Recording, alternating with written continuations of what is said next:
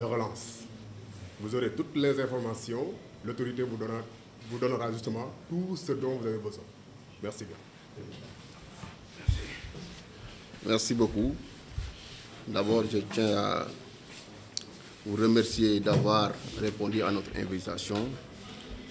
et aussi patienter jusqu'à cette heure. Je suis le commissaire de police principal Djegan Sen, commissaire spécial de Touba. Donc, nous avons invité aujourd'hui pour tenir ce point de presse dans le cadre du Grand Magal de Touba. Le Grand Magal de Touba, commémorant le départ en exil de Cheikh Ahmadou Bamba, fondateur du mouridisme, est un événement de dimension nationale, voire internationale.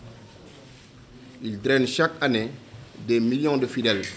provenant de divers horizons et suscite des défis sécuritaires constamment grandissants. Pour une prise en charge optimale des besoins de sécurité, la police nationale, fidèle à sa tradition, entreprend plusieurs actions avant, pendant et après ce grand événement. Durant la présente édition, encore cette démarche a été reconduite avec le déploiement de moyens humains et matériels très conséquents et la mobilisation de tous les niveaux, symbolisée ainsi par la visite d'inspection du dispositif hier par le directeur général de la police nationale, accompagné de ses principaux collaborateurs. Avant le Magal, nous avons eu à effectuer des opérations de sécurisation. Il y a d'abord les opérations combinées entre le commissariat spécial de Touba et ses secondaires et le commissariat urbain de Mbacké. Ces opérations sont justifiées par le fait de la proximité entre ces deux villes. Il y a aussi les opérations baptisées Karangé Baol, qui constituent l'innovation de cette année, qui regroupaient toutes les unités de police dans la région de Diourbel, à savoir le commissariat central de Diourbel, les commissariats urbains de Mbacké et de Bambey, le commissariat spécial de Touba et ses secondaires, le groupe opérationnel du GEMI, la brigade régionale du stupéfiant, ainsi que les services de renseignement. Et enfin, il y a les opérations combinées que nous avons eu à effectuer avec la gendarmerie, notamment la compagnie de gendarmerie de Touba. Ces différentes opérations, ainsi que les missions de sécurisation quotidiennes, ont permis d'enregistrer les résultats ci-après. 526 individus ont été interpellés pour diverses infractions, dont 449 pour vérification d'identité, 3 pour nécessité d'enquête, 12 pour détention de chanvre indien au fait d'usage, 2 pour vol commis la nuit en réunion avec usage de moyens de transport, 26 pour ivresse publique manifeste, 1 pour conduite sans permis de conduire, 16 pour détention et usage de produits sérilogiques, 4 pour détention d'armes blanches, 4 pour exploitation de débits de boissons sans autorisation administrative, 1 pour flagrant délit de vol, 1 pour tentative de vol, 1 pour offre et cession de produits sérilogiques, et enfin 2 pour détention au fait d'usage d'ecstasy, ce qui fait un total de 102 individus présentés au parquet de Mbacké et de Diourbel. Par rapport à la quantité de drogue saisie, il s'élève à 14 cornets, 1 volet et 9 pilules d'ecstasy. Il y a aussi, dans le cadre de la circulation routière, 1626 pièces ont été saisies, 191 véhicules et 99 motos immobilisées. Et le montant des amendes forfaitaires encrangées s'élève à 1 712 000. Pour cette édition, on peut noter d'abord que depuis le 26 juillet, coïncidant avec le premier Safar, un dispositif précurseur de 100 éléments du GEMI a été déployé pour accompagner les unités de Touba dans le cadre de la régulation de la circulation, les opérations de désencombrement, mais aussi les opérations de sécurisation. Pour la couverture sécuritaire proprement, le déploiement des effectifs a commencé depuis le samedi 9 pour être effectif total le lendemain à 23 h. Ce dispositif est constitué de 4606 fonctionnaires de police relevant des différents services et directions opérationnelles de la police nationale. Concernant les moyens logistiques, la police a eu à engager 154 véhicules répartis ainsi: 98 véhicules de transport de troupes,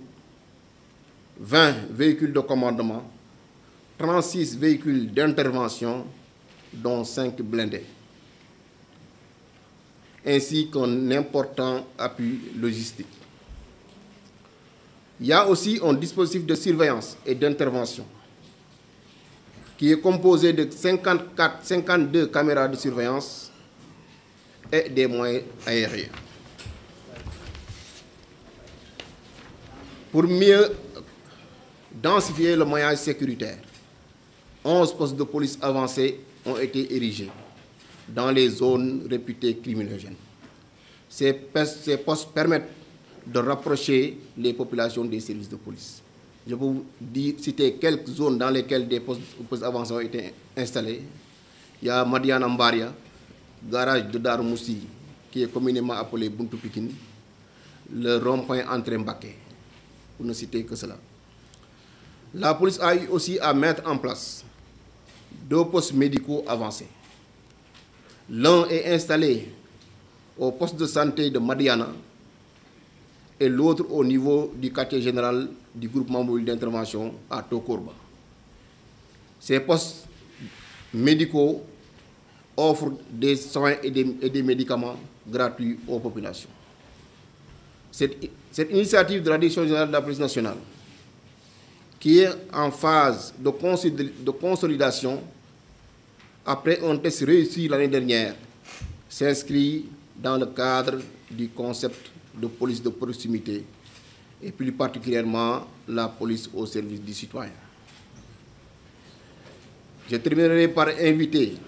aussi bien la population que les conducteurs et transporteurs. Pour la population, je les invite à collaborer avec les services de police et plus de manière générale les forces de défense et de sécurité pour qu'on puisse assurer de manière optimale la sécurisation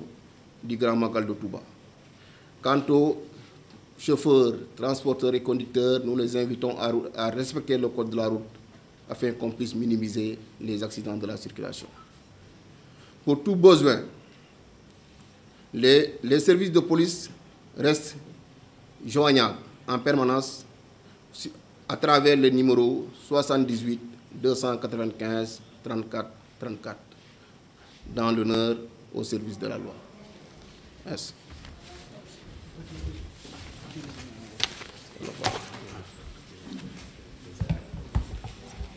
Oui, je l'avais fait. Je l'ai en français. Bon, on va passer à la partie Wolof. C'est bon. Asalaamaaleykum suñu mbokk journalistes yi man maa ngi tudd commissaire de police principal Diegane Sène jiite commissariat spécial de Touba. damay njëkkee di leen baalu ci xaar bu yàgg bi nga xam ne moom ngeen def pour ñu mun a tenir point de presse bi bii nag ñu ngi koy def ci cadre Magal Touba édition 2025. Magal Touba dayoom yaakaar naa ñëpp xam nañ ko weesu na léegi niveau national mais niveau international ba tax na at bu nekk mun nañ wax ne ay millions nit ñoo fiy daje te lu mel noonu nag bu amee jël ay matukaay ci wàllu karange dafa am solo ba tax na police nationale saay bu bees bi egsee day jël matukaay yépp pour mun a permettre askan wi ñu màggal ci jàmm ak dal màggal gi nag ab waajtaay la niñ koy waajee police aussi noonu la koy waajee waajtaayu police bi mooy di organiser ay opération un mois avant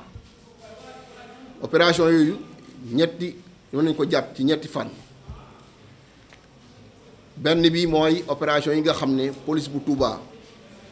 ànd ak commissariat bu Ndamatou ak poste de police de Guy Mbind da doon booloo ak commissariat urbain de Mbacké ndax xam ngeen ne police ak Mbacké Touba ak Mbacké presque benn la te nit ñi noonu neex la ñuy duggee Touba di fa duggee Mbacké ba taxoon ñu initié woon opération boobu. beneen bi nga xam ne moom lu bees ci at bii mooy opération yi nga xam ne dañ koo tuddee woon Kaaraange Bawol opération yooyu bépp unité yi nga xam ne moo nekk ci région de Diourbel nekk ay unité de police muy commissariat central bu Diourbel commissariat urbain de Bambey ak Mbacké commissariat spécial de Touba ak Guy Mbind ak Ndamatou li ñuy wax la brigade régionale du stupéfiant ñi nga xam ne ci wàllu sinébar la ñuy yëngu ak le groupement mobile d'intervention bu waa GMI mais aussi ak service de renseignement yi unité yooyu yëpp ñoo doon ànd doon organiser ay opération fii ci Touba ci Mbacké ci Diourbel ci Bambey ci période mois de juillet bi ginnaaw ñaari opération yu beneen bi mooy bi nga xam ne moom lañ doon ànd ak waa gendarmerie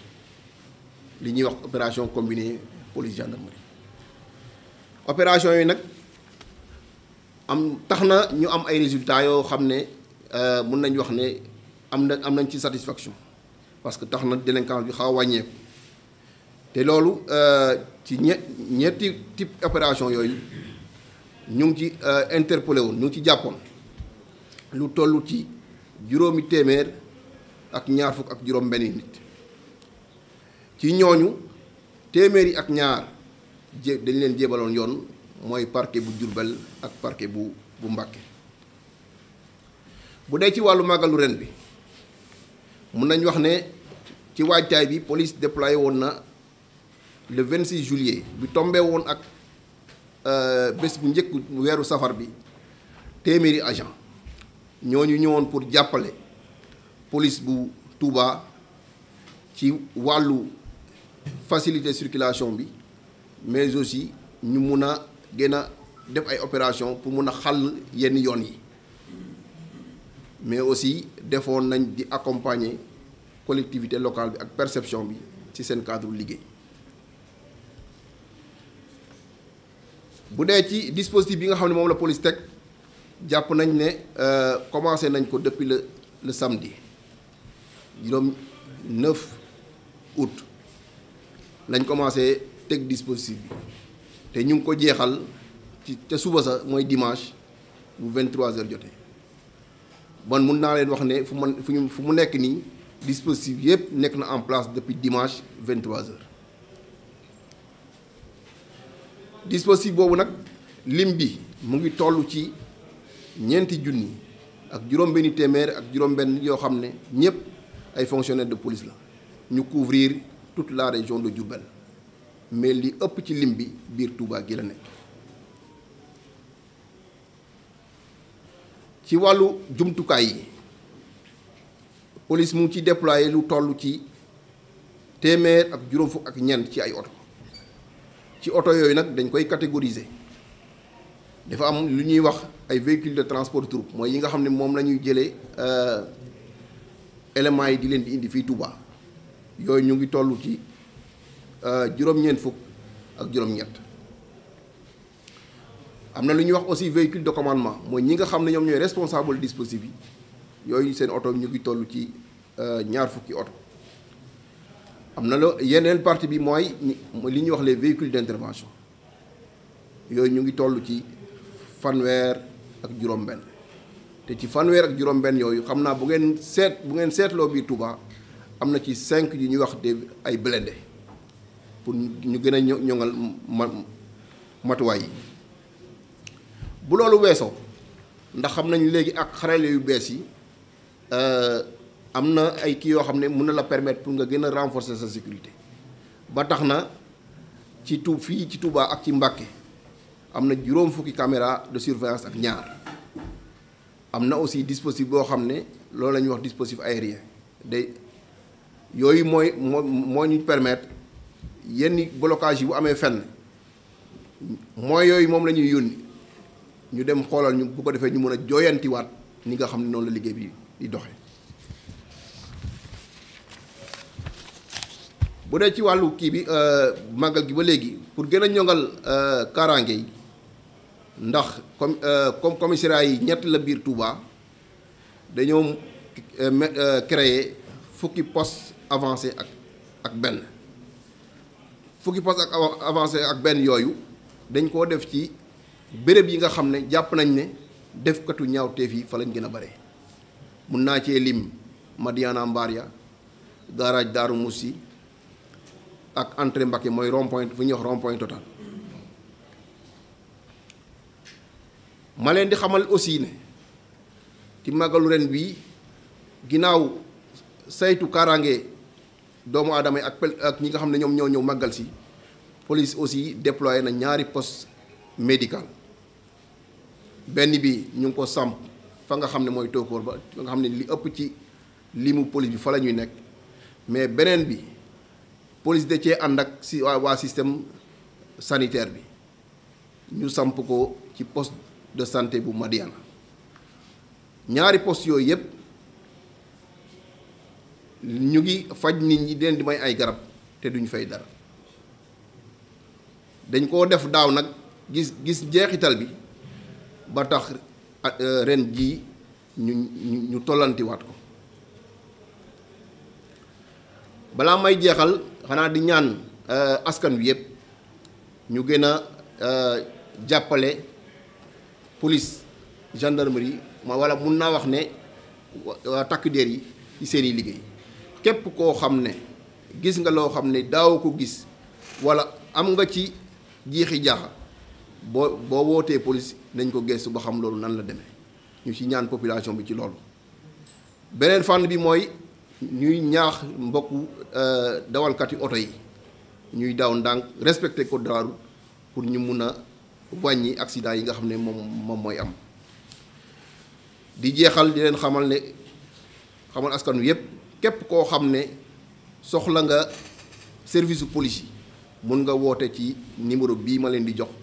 mooy 78 895 34 34 heure boo ci wootee dina am ku la wuyu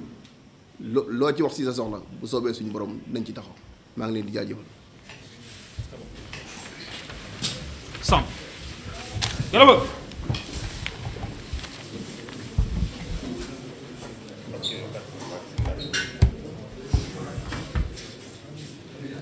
Allez, merci.